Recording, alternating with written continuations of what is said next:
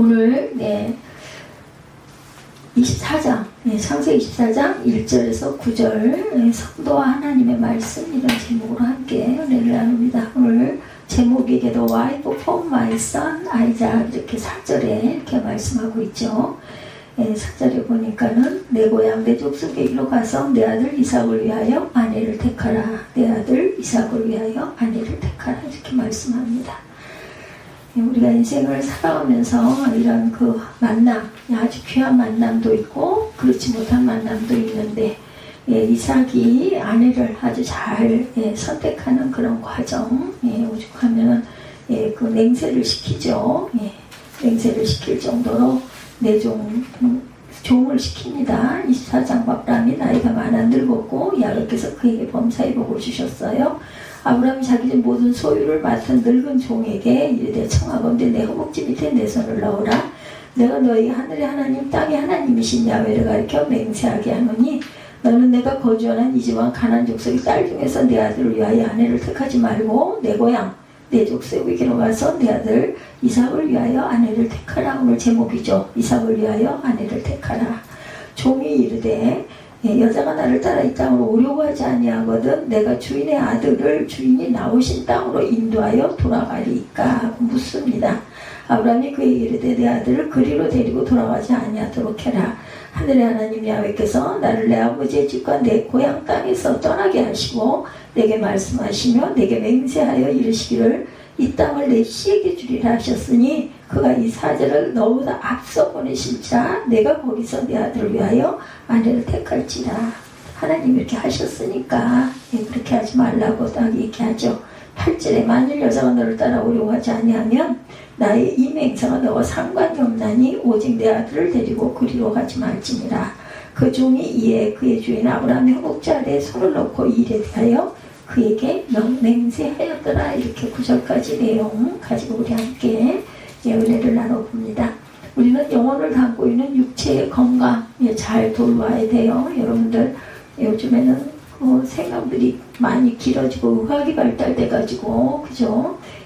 병원 치료도 잘 받고 오래가지만 건강하도록 사는 날까지 건강하게 살다가 건강하게 돌아갈 수 있는 그런 은혜가 여러분들에게 있으시기 바랍니다. 몸의 건강을 위해서 영양도 골고루 섭취하고 적당한 운동을 하고 건강이 나빠지면 의사를 만나 적절한 치료도 때를 놓치지 말고 받기도 해야 합니다. 몸을 잘 돌봐야 돼요. 이처럼 우리는 영혼의 건강에 또 관심을 가져야 되겠죠. 눈에 보이지 않는 영혼 건강을 절대로 소홀히 하지 말자. 소홀히 하기가 쉬워요. 그렇지만 내가 왠지 모르게 의아심 많이 들고 아니면은 기도하는 게 자꾸 짧아지고 세상 생각을 자꾸 하게 되고 긍정적이지 않고 부정적인 생각을 많이 하게 되고 이런 것들이 계속 오게 되면은 기도하고 회개해야 되겠죠. 말씀을 잘 읽어야 합니다. 감사하게 우리에게 하나님께서 주신 영혼의 면역이 신약과 구약 성경이 있지 않습니까? 우리의 영혼의 의사만 하나님과 늘 대화하며 더 가깝게 지내고 날마다 하나님 말씀을 먹고 영혼의 의사예요. 하나님 말씀이 영혼의 건강을 잘 챙겨야 한다. 우리 모두 험하고 죄 많은 세상에서 언제나 영역이 강건한 그러한 참된 믿음의 저와 여러분들이 되시기 바랍니다. 아브라함은 믿음의 조상으로 하나님께 인정을 받았어요. 그죠? 그는 하나님의 말씀에 순종해서 고향과 본토 친척 아비집을 떠났습니다. 그의 가는 길을 하나님이 늘 지켜주셨죠. 애국과 가나안 땅에서 아내를 빼앗길 뻔했을 때도 하나님의 도우심으로 아내를 되찾을 수 있었죠. 백세에 받은 아들 이삭조차도 하나님께서 번제로 드려라 했을 때 얼른 순종합니다.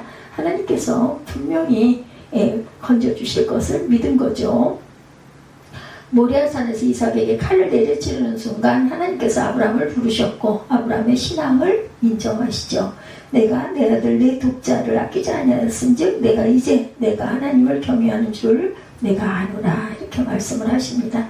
창세기 22장 12절 말씀이죠. 하나님은 수풀에 걸린 순양 한 마리를 예비하셨어요. 그래서 야훼 이레다 그 자리를 그렇게 명명을 하게 됩니다. 아브라함이 순양을 번제로 드릴 때 하나님이 다시 아브라함에게 축복을 말씀을 하시죠. 창세기 22장 16절에서 18절 보면 내가 이같이 행하여 내 아들 내 독자도 아끼지 아니하였은즉 내가 네게 준 복에 복을 주고 내 씨로 크게 번성하여 하늘의 별과 갓꽃 바닷가의 모래와 같게 하리니 내 씨가 그 대적의 성문을 차지하리라. 또 썩은 그 씨로 말미암아 천하 만민의 복을 받으리니 이는 내가 나의 말을 준행했습니다. 그러니까는 내가 이렇게 내 말을 잘 듣고 했으니 내가 내 씨로 번성해서 하늘의 별과 같고 바다의 모래와 같게 씨가 번성하게 하고 또한 대적들의 성문을 차지하리라. 점령하리라는 말씀이죠. 성문을 차지한다는 것. 또 내 씨로 말미암아 천하 만민이 복을 받으리니 이는 내가 나의 말을 준행하였습니다 하셨다니라. 창세기 22장 16절에서 18절 말씀입니다. 아브라함은 왜 하나님의 복을 받았다고요? 그것은 아브라함이 무조건 하나님의 말씀에 순종했기 때문입니다. 그부터 아브라함은 하는 일마다 복이 있었고 믿음의 조상이 되죠. 오늘 성도와 하나님의 말씀이라는 제목으로 함께 은혜를 나눕니다. 우리 영의 문이 활짝 열려주시길 바라요. 겸손과 믿음으로 하나님의 말씀에 순종하시고 우리의 삶에서 하는 일마다 잘되고 하나님께 인정받는 저와 여러분들이 되시기를, 이삭을 드리는 아브라함의 그 믿음을 보고 축복해 주신 하나님의 은총이죠. 아브라함이 하는 일마다 하나님께서 복을 주셨다고 그랬어요. 오늘 본문에 하나님께 복을 받았다는 것은 그가 생각하는 것, 말하는 것, 결정하는 것들 모두 하나님의 마음에 합했기 때문이다. 하나님께서 아브라함의 말과 행동과 결정을 모두 지시하시고 잘했다 칭찬하십니다. 우리의 말과 생각과 행동이 잘했다고 하나님께 칭찬받는다면 얼마나 좋겠어요. 그렇죠? 우린 그렇게 살도록 선택받은 사람들이라는 것. 우리가 말하고 행동하기에 앞서서 하나님께서 과연 이 말과 행동을 기뻐하실까 먼저 생각해 봅니다. 좋아하실까? 아니면 이것도 또한 생각해 봐야죠. 생각나는 대로 감정의 움직임대로 행동하지 않고 객관적인 위치에서 하나님 말씀에 비추어서 먼저 생각해 보십시다. 이렇게 생각하고 행동하는 연습을 자꾸 하다 보면 어느 순간 우리의 생각과 언행이 하나님의 말씀에 일치하게 될 것입니다. 이것은 우리의 그 잠재의식 속에 하나님의 말씀이 자리 잡고 삶 속에서 하나님께서 삶의 주인이 되어 계시기 때문이라는 것. 어떤 말과 행동이라도 하나님의 말씀과 하나님의 뜻에서 절대로 끝나지 않아요. 이렇게 신실한 믿음의 사람, 겸손한 성도가 된다면 우리는 하나님의 자녀로서 당당하게 살 수 있을 것이다. 우리 생각과 언행이 미래지향적이 되고 이렇게 하나님이 원하시는 미래를 향한 믿음의 결정을 내리게 되고 기뻐하고 하나님의 축복도 누릴 수 있을 것입니다. 아브라함처럼 하나님의 말씀에 순종하세요. 겸손한 마음의 사람으로 하나님 뜻대로 살아감으로 하나님께서 주시는 영육간의 축복이 충만하게 넘치시는 저와 여러분들 되시기 바랍니다. 두 번째, 성도와 하나님의 말씀. 디모데후서 3장 16, 7절입니다. 모든 성경은 하나님의 감동으로 된 것으로 교훈과 책망과 바르게 함과 의로 교육하기에 유익하니 하나님의 사람으로 온전하게 하며 모든 선한 일을 행하기에 온전케 하려 함이니라 말씀하고 있죠. 이 구절 성경이 어떻게 쓰였고 왜 주어졌는지를 말해주고 있습니다. 하나님은 어떤 목적으로 성경을 우리에게 주셨을까? 하나님께서 우리에게 성경을 주신 목적은 우리가 선한 일을 하게 하려는 것입니다. 그러나 우리가 선한 일을 하는 것은 구원을 얻기 위한 수단이 아니고 여기서 말하는 선한 일은 단순히 우리 눈으로 보기에 선한 일을 말하는 것도 아니다. 선한 일이란 하나님이 보실 때 선한 것이고 하나님을 높이는 일이라는 것. 예수님이 말씀하시죠. 마태복음 5장 16절입니다. 이같이 너의 빛을 사람 앞에 비추어 저희로 너의 착한 행실을 보고 하늘에 계신 너의 아버지께 영광을 돌리게 하라 말씀하십니다.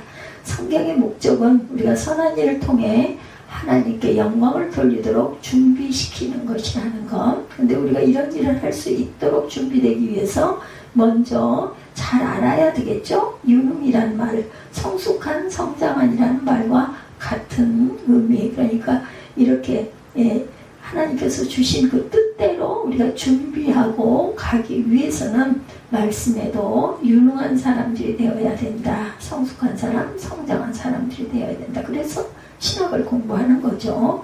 이것이 바로 복을 받는 길이라는 것입니다. 하나님 말씀으로 하나님의 교훈과 책망과 바르게 함과 의로 교육함으로 준비될 때 이것이 바로 우리가 복 받는 길이다. 모든 것은 교훈에서 시작이 되죠. 교훈은 우리에게 가르침을 줍니다. 깨달음을 주죠. 오늘 성경의 내용에 관해 가르침을 얻다 말씀 우리의 삶 속에서 일하시도록 해야 되겠다. 긍정적인 마음을 가지고 하나님 말씀을 깊이 읽으시고 묵상하시기 바라요. 그 다음에 성경에 대한 가르침은 우리의 삶 속에서 어떻게 일을 하시나, 우리를 책망하신다고 그러죠. 아까 디모데후서 말씀 속에서 다시 한번 볼까요? 디모데후서 3장 16, 7절 모든 성경은 하나님의 감동으로 된 것으로 교훈과 책망과 바르게 함과 의로 교육하기에 유익하니 이는 하나님의 사람으로 온전케 하며 모든 선한 일을 행하기에 온전케 하려 함이라. 선한 일을 내가 결심하게 하는데 귀한 지침서가 된다. 여기서 유능한이란 말은 성숙한 성장이라는 말과 같다고 그랬죠. 그래서 이런 우리에게 의로운 길로 행하는 가르침이 항상 필요하다. 우리에게는 우리의 죄와 잘못된 생각을 지적하는 가르침이 항상 필요합니다. 성경에 대한 가르침 우리의 삶 속에서 어떻게 일할까? 우리를 책망하시죠. 그런 잘못된 부분을 지적합니다. 여기서 책망이 우리의 생각이 왜곡된 부분을 지적해 준다는 것을 의미한다면 바르게 하면 삐뚤어진 부분을 똑바로 펴주는 것을 말하죠. 우리가 다림질하지 않습니까? 그러면 구겨졌던 옷이 깨끗이 반드시 펴지죠. 마지막으로 우리에게 의로운 길로 행하는 가르침, 우리의 잘못을 드러내고 바르게 회복시키고 우리를 의로운 길에 세우는 진리를 어디서 찾을 수 있을까? 성경 말씀에서 찾아야 된다. 하나님의 말씀이죠. 성경은 하나님의 말씀입니다. 이 꼴이에요. 이 꼴. 성경에 유익한 것은 잘못된 것을 무너뜨리고 옳은 것을 세우는 견고한 가르침을 주기 때문이다. 성경은 우리가 생명의 길에 거하며 그 안에서 성장하여 하나님을 높이는 일을 하도록 준비시켜요. 그래서 모든 성경은 우리의 생명이고 능력이다. 성경이 이런 가르침을 줄 수 있는 것은 성경이 하나님의 영감으로 되었기 때문입니다. 하나님의 영감으로 되었다는 말은 헬라어로 하나님의 호흡, 루하우죠. 영입니다. 우리가 성경을 읽을 때 하는 것이 아닌 하나님의 말씀을 읽는 것이 되어야 된다. 물론 인간이 성경을 기록했지만 하나님께서 그것을 호흡처럼 내쉬셔서 그것을 모아놓은 게 하나님 말씀들이죠. 하나님께서 성경을 통해 저자에게 영감을 주심으로 저자들이 성경을 기록하였다. 진리의 성경은 모든 선한 일을 하도록 우리를 준비시키는 능력이 있는 살아있는 하나님의 거룩한 말씀입니다. 그래서 성도는 하나님의 말씀 없이는 하루도 살 수가 없다. 말씀은 우리 영혼의 양식이고 삶의 지침이 됩니다. 또 사막과 같은 나그네 인생길에서 우리에게 보여주는 나침반이다. 우리가 레비를 잘못 가면 길을 못 찾아가죠. 내가 원하는 도착지에 가지 못합니다. 하나님의 말씀을 더욱 갈망하며 말씀 안에서 하나님과 함께 호흡해 가시는 저와 여러분 되시기 바라요. 그것이 바로 진정한 살 길임입니다. 사람답게 사는 유익한 길이고 축복이고 우리의 착한 행실을 어두운 세상 사람들에게 생명의 빛을 바라는 참된 저와 여러분들 빛의 자녀들이 되시기 바라요. 세 번째, 히브리서 4장 12절 봅니다. 하나님의 말씀은 살았고 운동력이 있어 좌우의 날선 어떤 곰보다 예리하여 혼과 영과 및 관절과 골수를 찔러 쪼개기까지 하며 또 마음의 생각과 뜻을 감찰하신다 이렇게 말씀하고 있죠. 디모데후서 3장 16, 7절, 히브리서 4장 12절입니다. 성경은 어떤 책인가 1600년 동안 40여 명의 저자가 기록했습니다. 그럼 성경이 그저 한 권의 좋은 책이라고 여러분들 생각하십니까? 많은 사람들이 성경을 종교적 이야기가 실린 한 권의 책이다 이렇게 생각을 합니다. 또 어떤 성도들은 성경을 위로를 주는 책, 용기를 주는 책, 우리를 세워주는 책 정도로 생각을 하는데 히브리서에서 바울은 성경은 살아있고 힘이 있어서 어떤 날선 검보다도 날카롭다 이렇게 말하죠. 하나님의 말씀은 살았고 운동력이 있어 좌우의 날선 어떤 검보다도 예리하여 혼과 영과 및 관절과 골수를 찔러 쪼개기까지 하며 마음의 생각과 뜻을 감찰한다고 말씀합니다. 성경은 외과 의사의 칼처럼 잘고 혼과 영과 관절과 골수를 찔러 쪼개고 갈라놓기까지 한다. 아주 생생한 이미지죠. 굉장히 강합니다. 예, 때로는 아주 섬뜩하게 들리기까지 해요. 이 말씀이 피부를 부드럽게 하려고 바르는 로션에 불과한 게 아니라 우리의 내면 깊숙이 파고드는 날카로운 칼날이다. 왜냐하면 하나님의 말씀인 성경은 우리 마음의 생각과 뜻을 우리 자신보다 더 잘 알고 계세요. 하나님의 진리처럼 우리의 마음을 찔러 쪼갤 수 있는 것은 없다. 예, 세상의 어떤 심리학과 철학도 하나님의 말씀만큼 우리의 영혼을 깊이 파고들 수가 없다는 거예요. 어떤 심리학자나 철학자도 하나님만큼 우리를 알지 못합니다. 예수님은 사람의 마음을 이미 다 아세요. 하나님은 우리의 내면을 훤히 바라보고 계시죠. 하나님의 통찰력, 영혼 깊은 곳까지 파고든다. 그 누구도 하나님만큼 우리를 잘 알지 못합니다. 아무리 배우자가 나를 사랑한다 해도 내 마음속에 어떤 마음이 다 들어있는지 몰라요. 그렇죠? 그 어떤 책도 성경만큼 우리의 마음 깊은 곳을 파고들 수가 없다. 우리의 영과 혼과 육이 공과에서 쓰러졌을 때 성경은 우리를 다시 일으켜 세우고 위로도 줍니다. 반대로 우리가 서 있을 때 교만과 인간의 지혜로 높아졌을 때 성경은 우리의 죄를 드러내고 위선을 벗겨주고 고집을 꺾음으로 우리를 낮추기도 하십니다. 성경을 읽는 것이 언제나 안전한 일은 아니고 굉장히 위험한 일일 수도 있습니다. 잘못 왜곡해서는 안 되죠. 예, 그러나 하나님은 말씀으로 찔러 쪼개신 곳마다 반드시 치료해 주신다. 치료의 광선을 부어주시죠. 하나님의 무엇을 드러내시든지 목적은 깨끗하게 하기 위해서다. 예수님은 우리를 포도나무 가지에 비유하셨습니다. 우리가 좋은 열매를 맺으려면 반드시 가지치기가 필요한데 가지를 자르는 것은 하나님의 말씀이다. 예, 우리의 삶을 하나님의 말씀에 내어 놓을 때 우리의 죄가 드러나고 또한 죄가 드러날 때 비로소 우리의 문제가 해결될 수 있다. 바로 이렇게 우리의 성령이 하나님의 말씀으로 정결해질 때 우리의 삶 속에 더욱 풍요로운 열매를 맺을 수 있고 우리의 기쁨과 하나님의 영광이 점점 커지게 된다. 하나님의 말씀 우리의 영혼의 그 칼날입니다. 그건 의사가 집도할 때 쓰는 칼날과 같죠. 말씀은 우리의 이기심과 죄와 탐욕으로 물든 우리 내면을 찔러서 쪼개 놓습니다. 더럽고 부끄러운 우리의 삶을 또한 고발하기도 합니다. 그러나 하나님은 우리를 불쌍히 여기셔서 우리의 고통과 상처를 어루만지시고 깨끗이 치료도 해주세요. 하나님은 사랑이시죠. 하나님의 말씀은 또한 능력입니다. 날마다 말씀으로 새롭게 변화돼서 귀하게 쓰임받고 하나님과 큰 기쁨이 되시기를 주님의 이름으로 축복합니다. 우리는 구원받은 성도고 하나님의 자녀들이에요. 하나님의 말씀은 우리의 생명이고 능력입니다.